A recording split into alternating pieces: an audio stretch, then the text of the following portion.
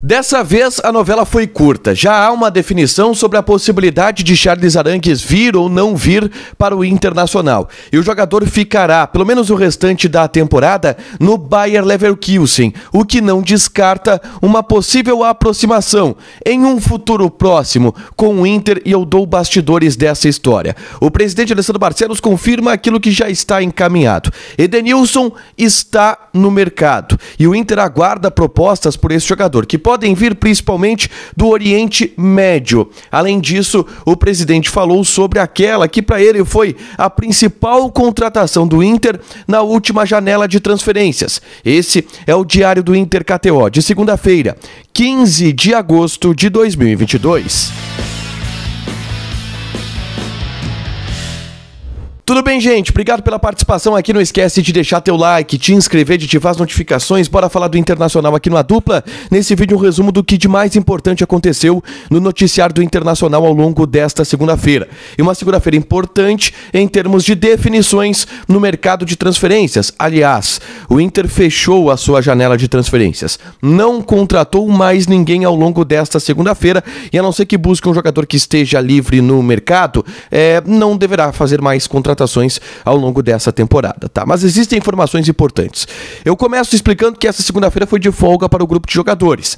Uma semana que foi muito desgastante. O Inter só joga na próxima segunda-feira contra a equipe do Avaí e por isso os jogadores ganharam 2 dias de folga. Folgaram nessa segunda-feira e vão folgar também na terça para aí se reapresentar para o jogo da outra segunda contra a equipe do Avaí, tá? Mas no mercado de transferências, a grande expectativa estava na Alemanha. O André Cury, empresário de Charles Arangues, esteve na Alemanha nos últimos dias. Hoje, ele não atendeu o telefone de quase ninguém, mas eu consegui falar com ele na noite, calada da noite, 9h30 aproximadamente. Liguei e ele me atendeu e me trouxe as últimas atualizações do caso Arangues. E últimas mesmo, porque essa novela ela já está encerrada. O Arangues fica no Bayer Leverkusen, isso me foi confirmado pelo empresário do jogador. Havia um interesse muito grande do atleta em se transferir para o Internacional. Ele conseguiu do Bayer a liberação para rescindir e assinar com o Internacional, mas a versão do jogador é que faltou o interesse do Inter. Faltou a proposta do lado da equipe de Porto Alegre. O Inter afirma que o pacote Arangues era um pacote muito caro, muito difícil de pagar. O empresário do jogador garante que não é tão caro assim, que tem jogadores do Internacional que até ganham mais do que isso, mas não saiu o negócio. Se o Arangues rescindisse nessa segunda-feira, ele até poderia ficar livre do mercado e ganhar um tempo para fechar com outra equipe ou com o Internacional, mas ele só rescindiria se tivesse alguma proposta concreta. E não houve. O interesse dele, inclusive, era do Inter. Não houve a proposta. Por isso, ele não rescinde, joga o restante da temporada no Bayer Leverkusen. Perguntei para o André Cury se existe a possibilidade desse negócio acontecer na próxima janela. Ou na próxima temporada. Por quê? O Bayer Leverkusen tem contrato com o Arangues somente até o final dessa temporada, até a metade do próximo ano. É uma novela que pode voltar a acontecer agora, na virada de 2022 para 2023. Mas o André Cury não quis tocar nesse assunto, disse que falta muito tempo ainda para isso e agora ele vai focar lá na temporada do clube alemão. Mas pode ter certeza, o Inter vai tentar o Arangues na virada do ano, tá? Isso eu tenho convicção.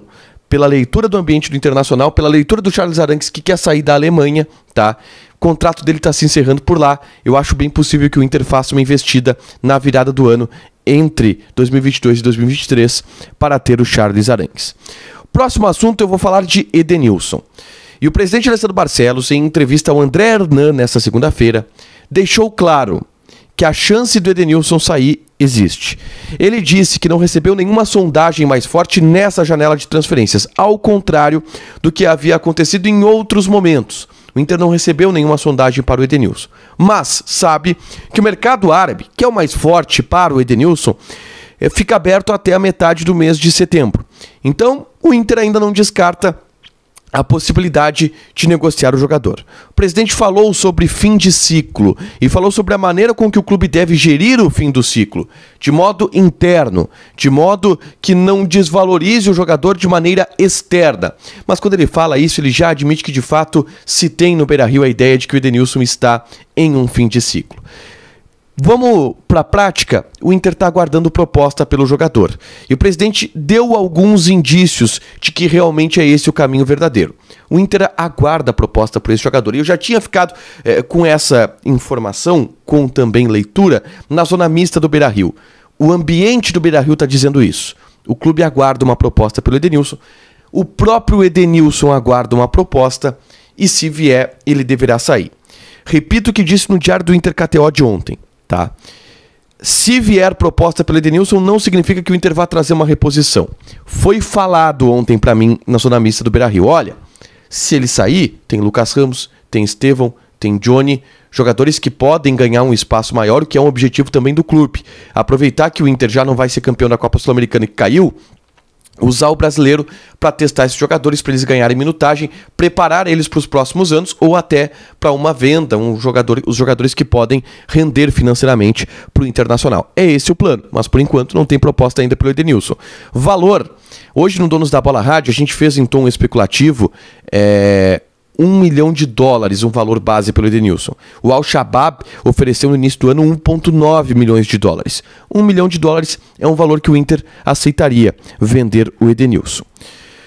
Por último, o presidente Alessandro Barcelos falou que o Brian Romero foi a maior contratação colorada nessa janela de transferências.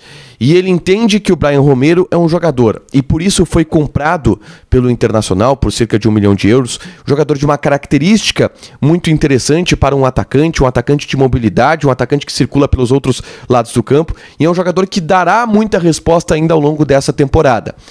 Importante a gente ver esse depósito de confiança do presidente Alessandro Barcelos no Brian Romero, que hoje é reserva do alemão, que está jogando muito, inclusive fez gol contra o Fluminense, mas o Inter aposta bastante no Brian Romero, que foi, na visão do presidente, a principal contratação nessa última janela de meio de ano, na janela de transferências, em que o Inter trouxe o Brian Romero, o Mikael e o Everton. E o Igor Gomes, as 4 contratações do Inter, ele acha que o Brian Romero foi a principal e não o Mikael, por exemplo, que é um jogador que ainda está tendo a sua adaptação física. Para fechar, gente, vamos falar de KTO. Eu convido vocês a participarem do grupo do Telegram do A Dupla, tá? Dicas diárias de apostas, brindes sendo sorteados. Quinta-feira na live do A Dupla, a gente vai sortear mais uma camiseta oficial, que a gente vai colocar para você escolher ainda qual a camiseta que será sorteada, além de bonés, free bets, ingresso, pode ter ingresso para jogo também na quinta-feira, fica ligado. Mas eu vou passar aqui as odds já dos jogos do meio de semana da Copa do Brasil. Atlético Paranaense e Flamengo para mim é o foco. Olhem só essa odd. 3,8 a vitória do Atlético Paranaense na Arena da Baixada.